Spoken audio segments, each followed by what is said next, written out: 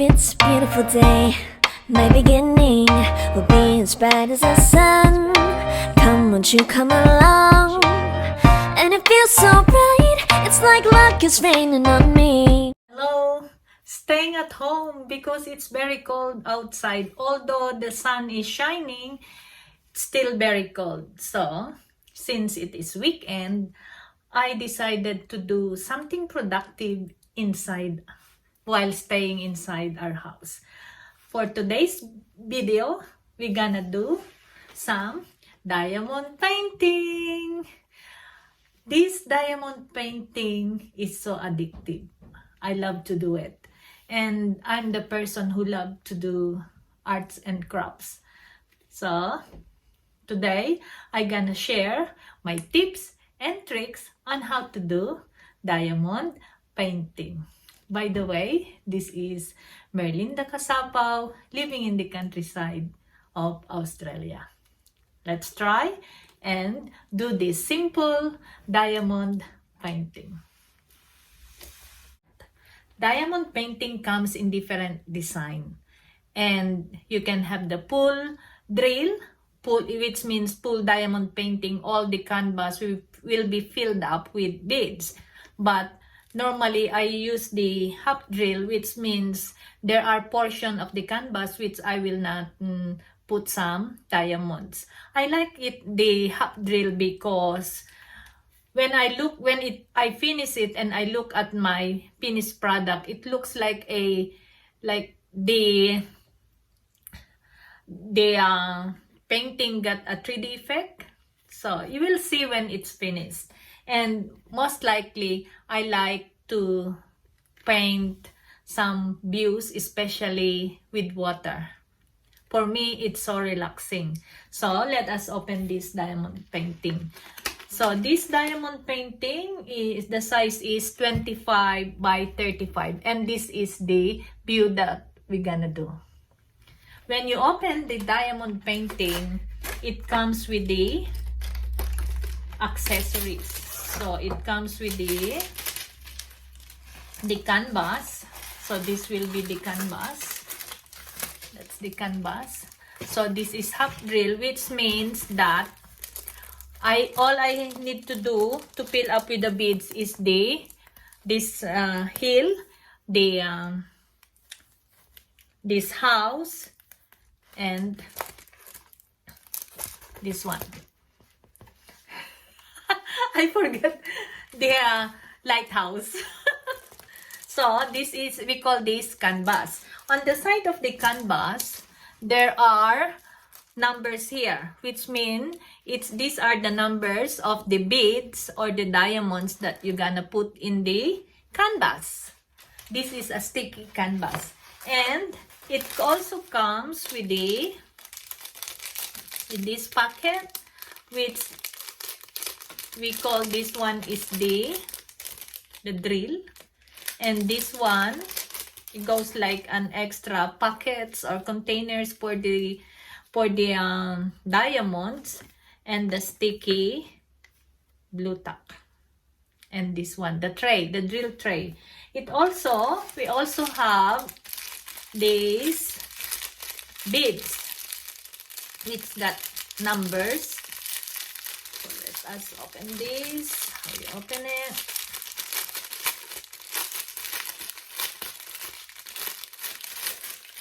So these are the diamonds. Comes in different colors. And with different numbers. So it got numbers. And what I'm doing is, I bought these small containers, because I choose to put it in these containers rather than in these small plastic bags, because it's easier for me. So I'll put this the diamonds in these small containers, and I bought labels. So I label the containers depends upon the color and the number that goes. Putting now the beads into the container. This is number 1. Open it. And look at the beads. And this one.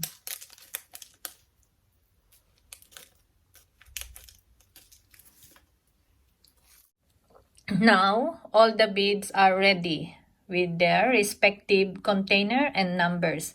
The numbers are, you can see here, the numbers and their corresponding letters or symbols that goes with the canvas. So this will be our canvas. Its color, they have corresponding symbols that goes with the different colors of the beads. We're gonna start the diamond painting. So this is the drill and this is the tray wherein you're gonna put the diamonds. And before you start painting, you have to use this glue stick, this drill, and dip it into the this is sticky glue. So you have to peel it up. So when you get the drill, the diamonds, it will stick into this drill. So since I am right-handed, I'll start on the right side of the painting here. So I'm gonna start here because before I did like this is my fourth canvas. I start anywhere and it doesn't do good because you have to save you don't need to remove all the plastic. You have to remove it little by little as you go along with the painting. So if you start it over here, you're gonna put your hands on top of this sticky canvas and that will ruin the canvas. So since I am right-handed, I'm gonna start here on this side, and then little by little I'm gonna remove the canvas, the plastic on top of the sticky canvas as I go along with my painting. That's the trick. Let's do this. So as you can see here, that one, it starts with letter J. So we get on the side there are letters and colors, and the letter J is number 12. So we're gonna use the number 12. Where is it? Number 12 diamonds. So I'll start with letter J first. So when you put the diamonds on the tray, do the diamonds on the tray. You can see this, and you have to just shake a little bit. So it's easy that will happen. It's easy to get the diamonds. Let's do this.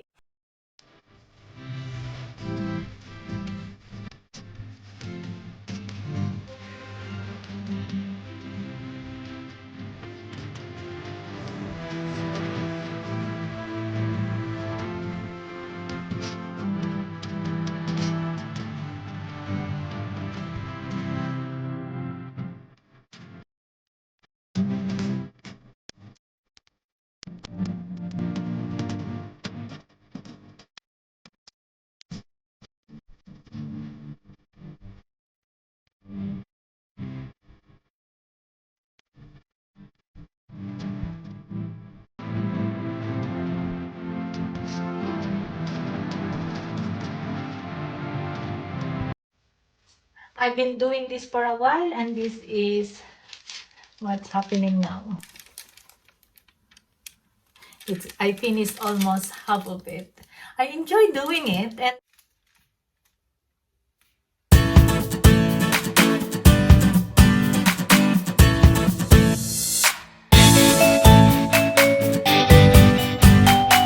it's been a while I'm doing this. Look, I got this lamp and it's almost finished.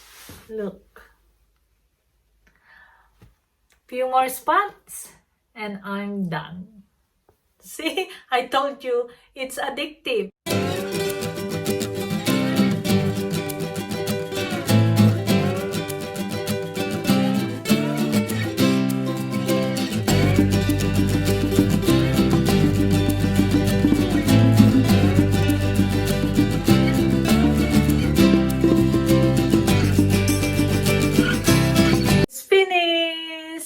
my diamond painting. It's easy, it's enjoyable, but warning, it is addictive. But this is my stress reliever. And I feel like I have a productive afternoon. And the next thing to do is we're gonna put this in a frame. I already bought the frame, and then let's do and put it on the frame. This is the frame that I will use to put my diamond painting.